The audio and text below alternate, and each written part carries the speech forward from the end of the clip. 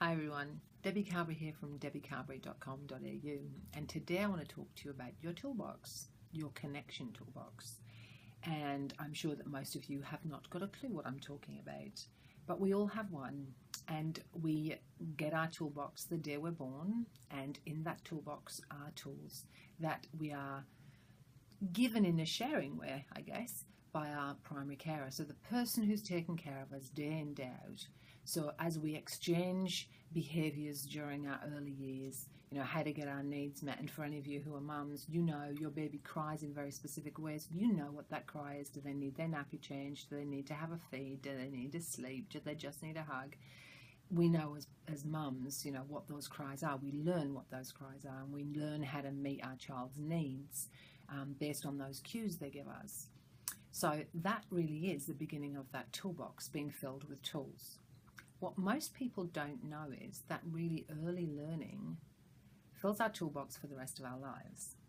So for those of us who grew up in really happy, healthy, wonderful homes where we were really connected and our needs were really met, that's great news. That's fantastic, right?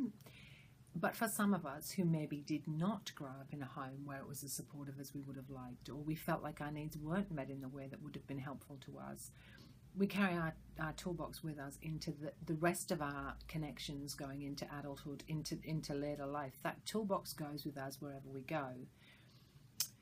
What I try and say to people is, you need to do an audit on your toolbox, because the toolbox you were given as a child may actually be getting in the way of you being happy as an adult.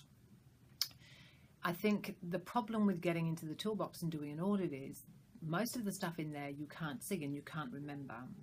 So when I work with women in my clinic and online, what I try and do is get you guys to see, first of all, that you have a toolbox. Secondly, the kind of tools you use. So how do you deal with closeness, connection? How do you deal with rejection, abandonment? How do you deal with bids for repairing in a relationship? How do you deal with emotional distress? They're all taught to you really early on, and those tools in your toolbox, the ones from your history, they're the ones you're using today. I suggest you get familiar with your toolbox. I suggest that you start looking at and pulling out those tools and thinking, does this work for me today?